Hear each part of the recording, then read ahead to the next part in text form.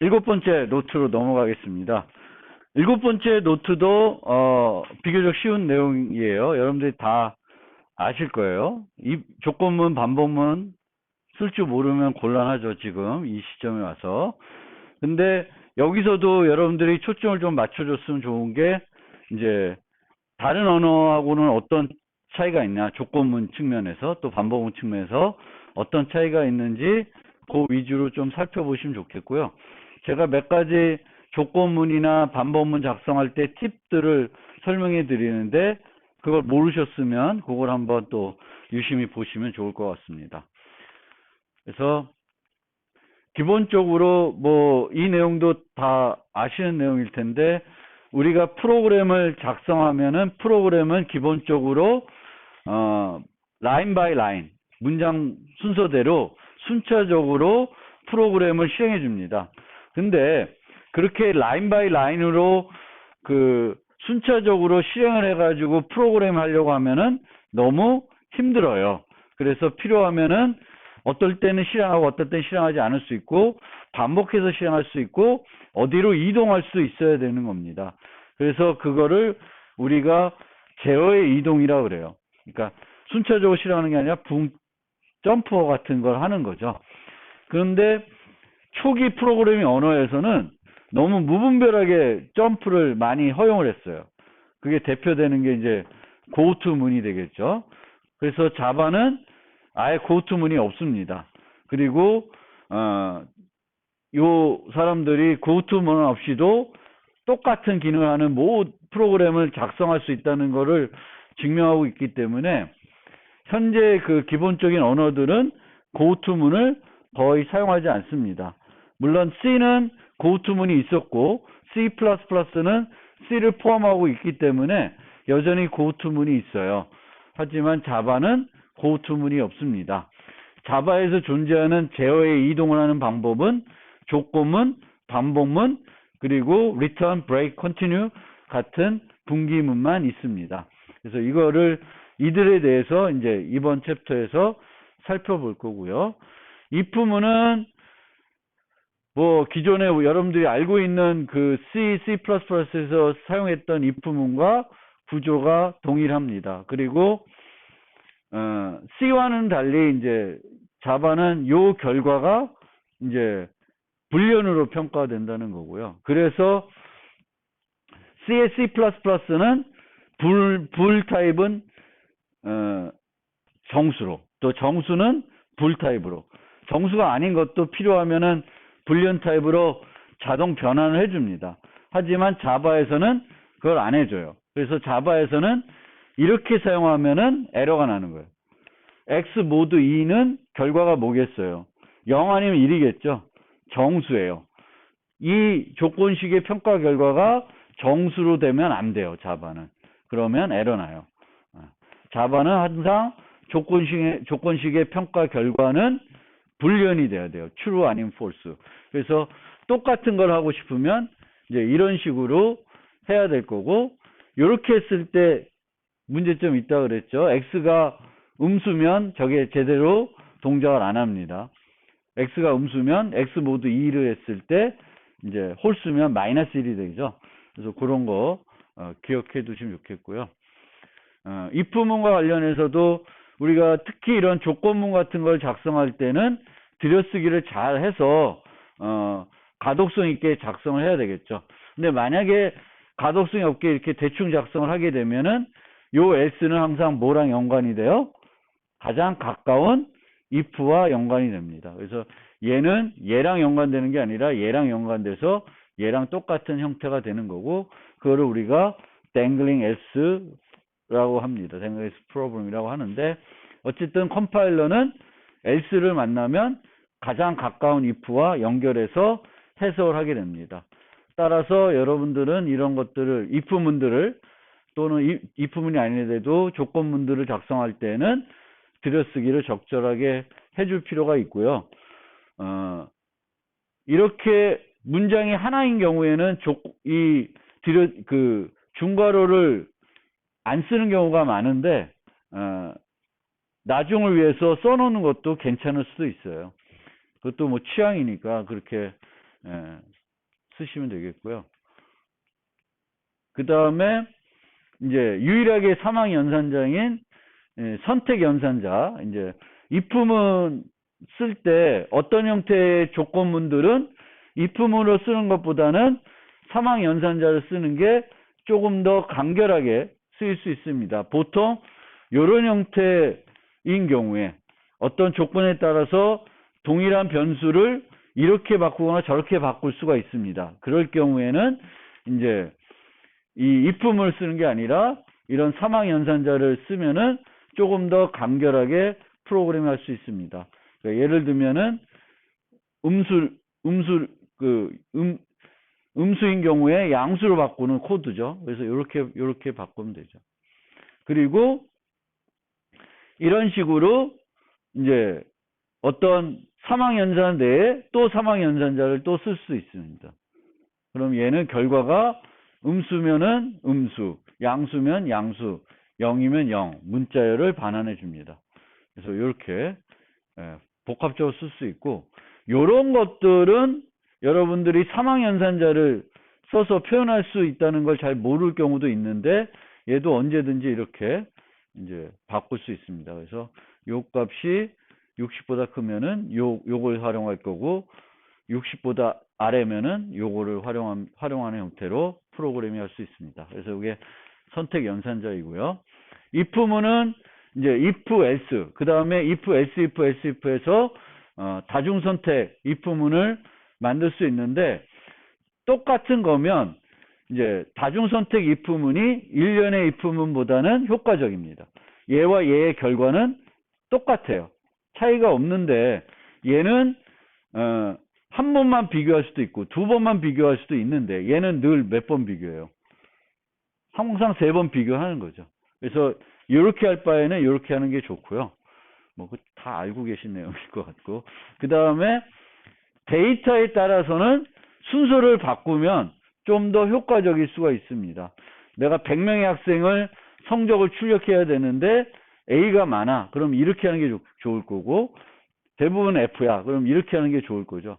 근데 뭐 내가 데이터가 어떤 형태의 데이터가 들어올지 예측이 안 되는 경우가 더 많아요. 그럴 경우에는 뭔가 더 직관적인 방법. 보통은 이렇게 A부터 따지는 게 더 직관적일 수 있죠. 코드를 읽는 측면에서 보면은. 그래서 순서에 따라 효율성이 달라질 수 있다는 점도 여러분들 기억해 두시면 좋겠고요. 그 다음에 원시 타입은 이렇게 하는데, 객체들을 우리가 조건식에서 비교할 수 있습니다. 근데 그 객체 타입들은 우리가 다 항상 참조 타입으로 사용하게 되겠고, 이 객체 타입은 이제 그 6개의 비교 연산자로 비교할 수가 없고, 요 같거나 다르다, 요거를 이용해서는 비교할 수 있는데, 요걸 이용해서 비교는 무슨 비교예요? 주소 비교가 되는 거예요. 같은 객체를 가리키고 있는지 여부를 비교하는 형태가 되는 거예요. 그래서 이렇게 되면 이제 비교하는 거죠. 얘가 얘랑 같은 객체를 가리키냐, 똑같은 주소를 갖고 있냐. 보통은 우리가 객체를 비교할 때 주소 비교하는 게 아니라 내부 상태가 같으냐 다르냐, 이걸 비교하는 경우가 많고, 그때는 자바에서는 equals 메소드를 쓰게 되겠고, 크거나 작은지를 비교할 때는 compare to를 쓰게 됩니다. 그래서 이 compare to는 인터페이스를 통해서 사용하는 형태가 되겠고, 이 equals는 오브젝트에 정의되어 있고, 우리가 클래스를 정의할 때 내 클래스에 맞게 equals를 재정의해 가지고 사용하게 됩니다. 요 equals와 compare to는 11, 12 아닌가? 10, 12. compare to는 노트 10, equals는 노트 12에서 자세히 다룰 거예요. 그리고 이제 이 참조 변수는 널과도 언제든지 비교할 수 있다. 근데 이런 비교를 가급적 안 하도록 프로그래밍 하는 게 효과적이라고 제가 그 예외 처리할 때 설명을 드렸습니다. 넘어가겠고요. 자, 그 조건문 작성할 때 팁, 뭐 간단한 팁인데, 이렇게 작성할 때 정말 거짓이 필요 없는 건지, 아니면 이거 작성할 때 이제 거짓 먼저 작성하고 참을 작성한다든지, 그런 형태로 해가지고 실제 이제 이 조건에 따라서 해야 될 일들이 맞는 건지를 잘 면밀히 검토해 볼 필요가 있습니다. 특히 이제 조건식이 복잡해지면은 이 C1 and C2니까 둘 다 참인 경우에 뭘 하려고 하는 거죠. 그러면 하나만 참인 경우에 어떻게 되고, 얘만 참인 경우 어떻게 되고, 둘 다 참이 아닌 경우에는 어떤 상황인지 면밀히 보실 필요가 있다는 거예요. 그래서 누락되는 게 혹시 있을 수가 있으니까 우리가 조건식을 작성할 때는 내가 필요한 거 말고 필요하지 않은 경우에 어떻게 해야 되는지도 잘 생각하고 프로그래밍을 하셔야 됩니다. 이것도 뭐 특별한 건 아니고요. 주로 우리가 조건식을 작성하는데 이제 실수하는 게 예를 써야 되는데, 여러분들이 예를 써야 되는데 예를 쓰고, 예를 써야 되는데 예를 쓰고, 뭐 그런 경우는 별로 없어요. 근데 간혹 예를 써야 되는데 예를 쓰는 경우가 있고, 예를 써야 되는데 예를 쓰는 경우가 있습니다. 그래서 그 실수는 어떻게 우리가 생각해 볼 수 있냐면, 간단한 예제를 생각을 해가지고 어떤 게 맞는지를 보시면 돼요. 예를 들어서 여기 나온 것처럼 프랑스 국기를 그린다. 그런데 with라는 폭 정보가 주고, 이 폭 정보를 이제 나눠서 3분의 1은 파란색, 3분의 1은 하얀색, 3분의 1은 빨간색으로 칠을 해야 된다.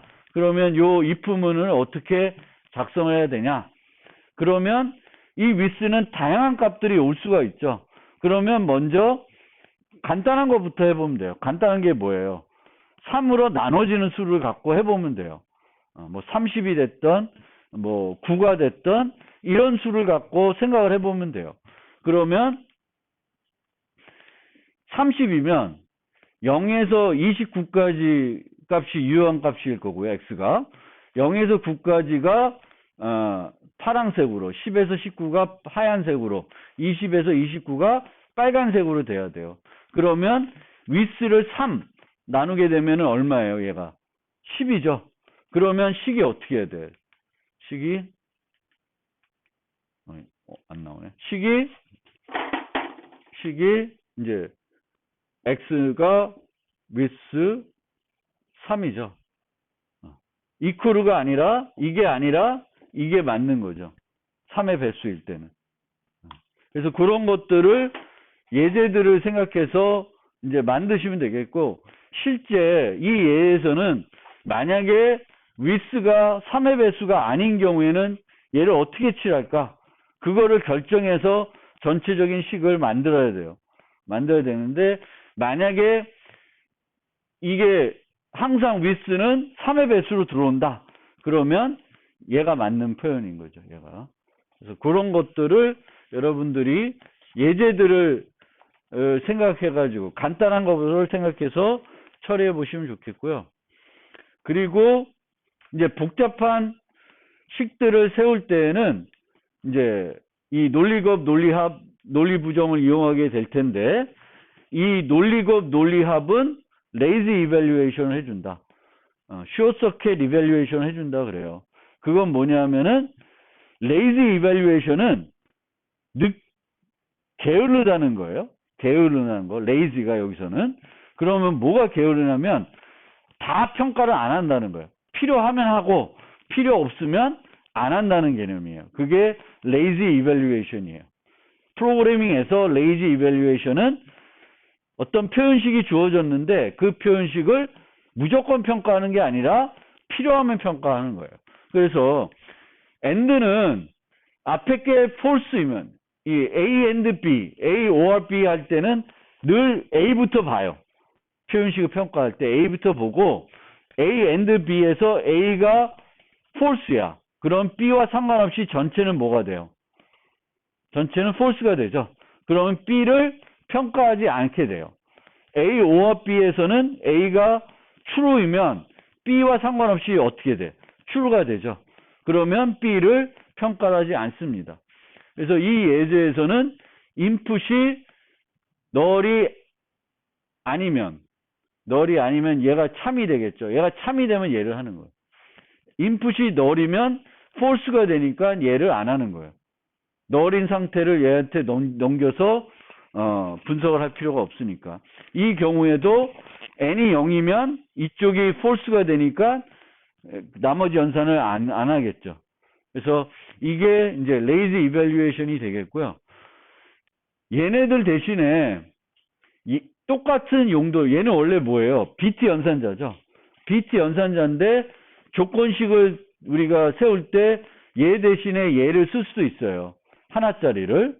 근데 하나짜리 쓰는 거랑 두 개짜리 쓰는 거의 차이점은 뭐냐면은 두 개짜리는 lazy evaluation 해줘요. 근데 얘는 lazy evaluation 안 합니다. A and B면 두 개를 AND 시켜야 되는 거잖아요. 논리 비트 연산을 해야 되는 거니까 A와 B를 다 계산을 해야 돼요. 그래서 만약에 여러분들이 lazy evaluation 하기 싫다. 무슨 이유에서인지 그게 필요한지 잘 모르겠지만 만약 그게 필요하다 그러면 이제 얘 대신에 얘를 쓰시면 되겠습니다. 그리고 복잡한 조건식을 세울 때 여러분들이 알고 있으면 좋은 게 이제 이 논리합 논리곱은 결합법칙, 분배법칙이 성립을 하고요. 그리고 드모르간의 법칙도 활용할 수 있습니다. 그래서 이런 식이면 이렇게 좀 더 간결하게 표현할 수 있죠. 여기가 AND고 여기가 not이고 여기가 AND면 얘가 안으로 들어오면 여기에 not or로 바뀌는 거예요. AND가 or로 바뀌고 or가 AND로 바뀝니다. 그래서 이렇게 식을 세우다 보니까 이렇게 복잡하게 되면 얘를 드모르간 법칙을 써서 간결하게 바꾸시면 돼요. 자, 그러면 예제로 요걸 한번 요걸 만들어 보겠습니다. 조건이 뭐냐면은 서버가 크래시하는 조건이에요. 크래시하는 조건이 뭐냐면 서버가 과열되었고 냉난방이 동작하지 않는 경우예요. 또는 서버가 과열되었고 시스템 쿨러가 동작하지 않는 경우예요. 그러면 크래시가 발생하는 거예요. 그래서 이 조건이 주어졌는데 여러분들이 구현해야 되는 게 is on.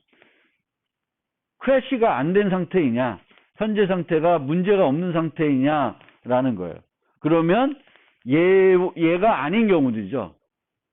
요 두 개가 아닌 경우예요. 그러면 이 식을 어떻게 세울까요, 여러분? 어떻게 세울래요? 잘 세울 수 있어요? 우선은 처음부터 만들어 보는 거예요. 크래시하는 조건. 요 조건들을 식으로 세우는 거예요. 그러면 서버가 과열되었고 냉난방이 동작하지 않는 경우. 그러면 overheated가 true이고 and 냉난방이 동작하지 않는 경우. room conditioner is on이 false인 경우에 crash하는 거죠. 또는 요거는 서버는 과열되어 있고 and 쿨러가 is on이 아닌 경우예요. 그러면 우리가 원하는 건 얘는 뭐예요? 이 전체에 뭐가 돼? not이 되는 거죠. 이 전체에 not이 되는 거예요. 그러니까 요거를 써놓은 다음에 그런데 전체를 not 하기 전에 우선 요 식을 간결하게 바꿀 수 있을 거죠. 뭘 이용하면 바꿀 수 있을까? 여기도 overheated고 여기도 overheated예요. 그러면 아까 분배 결합법칙에서 묶을 수 있어요. 그러면 overheated를 빼내는 거예요. 그럼 이렇게 빼낼 수가 있죠. 그럼 이 식을 이렇게 바꿀 수가 있어요. 그 다음에 여기 보니까 not or로 되어 있어요. 그럼 여기다 또 뭘 적용할 수 있어? 드모르간의 법칙을 적용할 수가 있어요. 그래서 이런 식으로 not을 앞으로 끄집어낼 수 있어요. 그러면 우리가 원하는 건 이 전체의 not이에요.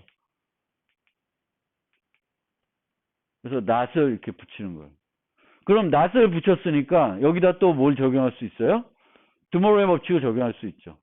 그러면 not overheated 또는 이렇게 되는 거예요. 그럼 여기에 쓸 식은 요거예요. 여기에 이제 들어갈 거는 요 식이 가장 깔끔한 식이 되는 거예요. 그러면 여러분들이 생각을 해보세요. 이런 문제가 주어졌는데 여기서부터 얘를 바로 여러분들이 끄집어낼 수 있어요? 잘할 수 있는 분도 있을 거예요. 근데 많은 경우에 그게 안 될 수 있어요. 그게 안 되면은 어떻게 해야 되냐면 여기 있던 것처럼 하나씩 하면서 분배 법칙, 결합 법칙, 그 드모레 법칙을 적용해 가지고 간결화 시켜가면서 만들면 돼요. 이거 따라가는 거는 뭐 어려운 건 아니잖아요. 그렇죠?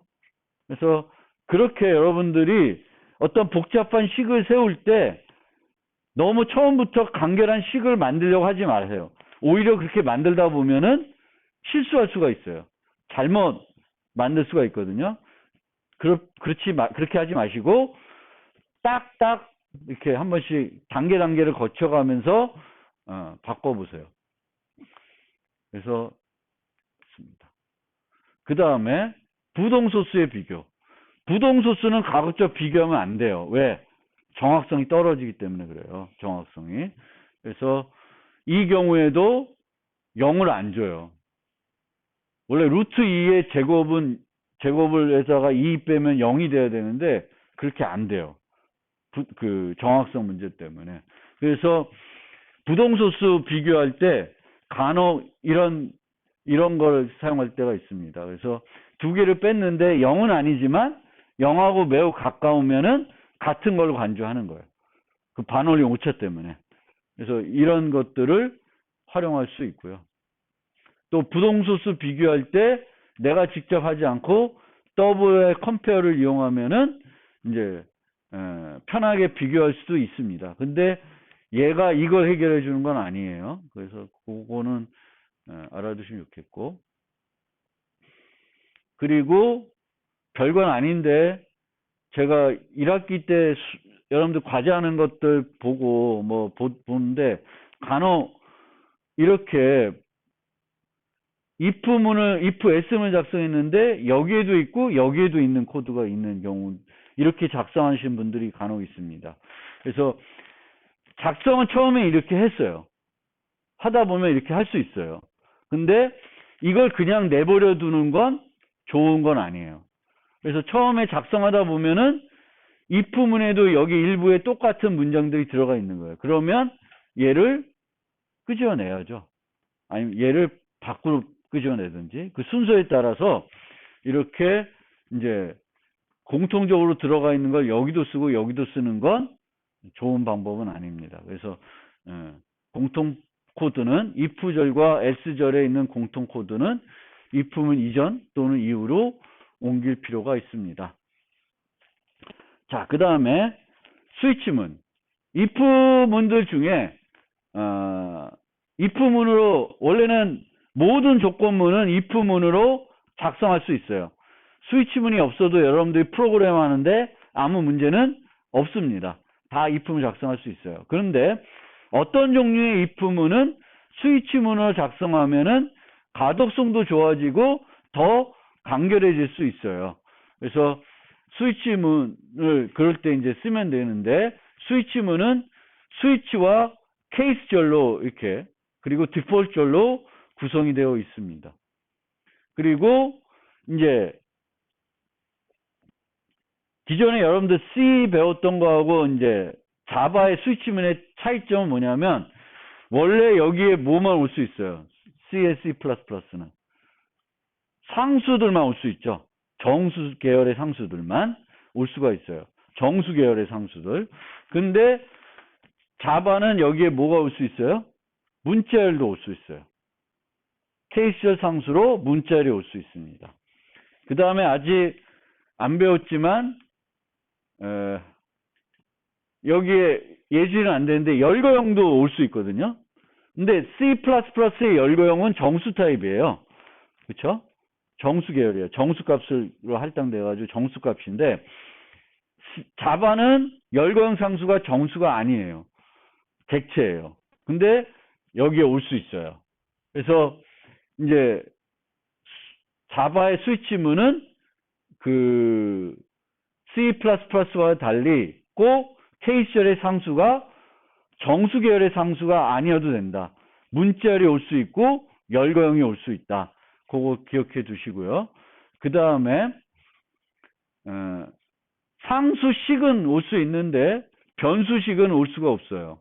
얘는 A에 따라서 바뀌기 때문에 이런 애는 스위치문에 활용할 수 없습니다. 그리고 케이스문을 스위치문을 썼을 때 가장 간결하게 프로그램할 수 있는 방법이, 그러니까 어떤 형태가 가장 간결하게 우리가 할 수 있냐면은 이런 형태예요. 원래는 요 값이 얘랑 일치하면은 요걸 실행을 하겠죠. 그리고 보통은 여기에 뭐가 들어가요? 브레이크 문이 들어가요. 케이스열 끝에는 브레이크 문 아니면 리턴 문이 있어요. 리턴 문이 있는데 만약에 일부러 내가 브레이크나 리턴 문을 빼버리는 거예요. 리턴 문을 빼면 어떻게 되냐면은 얘를 실행한 다음에 얘가 없으면 아래에 있는 케이스열을 실행하게 됩니다. 이거를 영어에는 false로 행위라 그래요. 그래서 이 false로 행위를 적극 활용해서 스위치문을 작성하게 되면은 얘를 if문으로 작성하려면 매우 복잡해지는데 스위치문을 작성하면은 되게 간결해집니다. 그리고 이 정도 간결한 건데 자바는 이거 한 술 더 나갔어요. 그래서 이렇게 작성하지 않고 이제는 어떻게 작성하냐면 쉼표로 작성해요. 쉼표로. 요거 좋죠. 그렇죠? C++가 이거 왜 도입 안 하는지 모르겠어요. 자바 스타일이 아니라 이거 완전 C++ 스타일 같은 코드인데 자바는 이 앞에 이렇게 이거를 이게 번거롭잖아요. 케이스 쓰는 게. 그래서 이렇게 쉼표를 쓸 수 있게 해줬어요. 요거는 깜찍한 것 같아요. 좋은 것 같아요. 편한 것 같아요. 그래서 상수 케이스열을 쫙 모아가지고 작성할 수 있습니다. 상수들을 콤마로 해가지고요. 그 다음에 이것도 C++에 없는 건데 우리가 지금까지 썼던 스위치는 스위치 문이에요. 스테이트먼트예요. 근데 자바 14부터는 스위치 문도 있고 스위치 익스프레션도 있어요. 스위치 익스프레션, 스위치 표현식은 뭐예요? 평가에서 어떤 값으로 대체되는 거예요. 그래서 이 스위치 표현식은 결과가 어떤 값으로 바뀌게 됩니다. 그래서 요 스위치 표현식은 요렇게 요 연산자를 또 써요. 그래서 4, 6, 9, 11이면 요 스위치문의 결과값은 30, 2면 28, 디폴트면 31 이렇게 돼요. 그래서 스위치 표현식이 있어요. 그리고 이 스위치 표현식은 이런 식으로 복잡하게 되면 일들을 이용합니다. 얘가 이렇게 어떤 값을 여기다 하나 쓸 수 있거나 식을 하나 쓸 수 있으면 그냥 요 화살표 연산자에 식을 써주면 되는데 이 안이 복잡해. 어떨 때는 얘고 어떨 때는 얘야. 그러면은 yield라는 키워드를 이용해서 작성하게 됩니다. 그리고 꼭 얘를 써야 되는 건 아니에요. 얘를 써도 돼요. 얘를 쓰고 여기다가 yield 30, yield 28, yield 31 해가지고 스위치 표현식을 작성할 수 있습니다. 그래서 자바는 이제 스위치 문도 있고 스위치 표현식도 있다. 그거를 알아두시면 되겠습니다. 그리고 또 하나 아직은 확정이 안 된 건데 아마 19에는 확정이 되어 있을 것 같은데 이제 이렇게 케이스 해가지고 이런 식으로 타입 패턴 매칭을 해줄 수 있게 해줬어요. 그래서 캣이 캣 타입이면 C로 바꿔줘서 그 C 변수를 이용해서 프로그램 할 수 있고 캣이 강아지 타입이면 D로 바꿔서 할 수 있어요. 근데 이거는 되게 특이한 형태예요. 제가 볼 때 이거는 원래는 이렇게 프로그램하는 게 좋은 방법일까요? 원래는 우리가 객체지향에서는 뭘 이용해요? 폴리모피즘을 이용하는 거죠. 그렇죠? 그러면 여기는 강아지, 고양이면 미우 연산자를 부르고 강아지면 바크를 부르고 있어요. 이거는 다양성이 아닌 거죠. 우리가 했던 데는 뭐 make sound 같은 메소드를 만든 다음에 pet P면 P. make sound 하면 이게 고양이면 야옹, 강아지는 멍멍. 이렇게 하는 게 이게 정상적인 어떤 객체지향 코드인데 얘는 그게 거꾸로 가는 거죠. 이건 객체지향 스타일이 아니에요. 다양성을 안 쓰는 거야. 그러니까 이 타입이 이거면 이거 부르고 저거면 저거 부르고 그게 뭔가 이상해요. 이상해.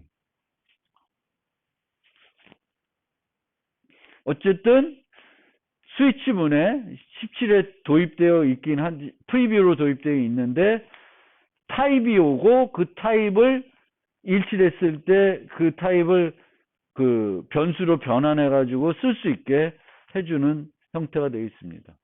그래서 이런 식으로 뭐 이런 거는 조금 괜찮아요. 얘는 다양성과 좀 거리가 있는 애인데 얘는 이렇게 가서 어떤 범용적으로 만드는데 스트링 타입은 뭘 하고 스트링 타입이 아닌 애들은 0을 주겠다. 이거는 뭐 괜찮은 것 같아요. 이런 형태의 코드는. 이런 형태의 코드는 좀 별로인 것 같긴 합니다. 여기까지. 그래서 오늘은 조건문까지만 설명을 드리겠습니다.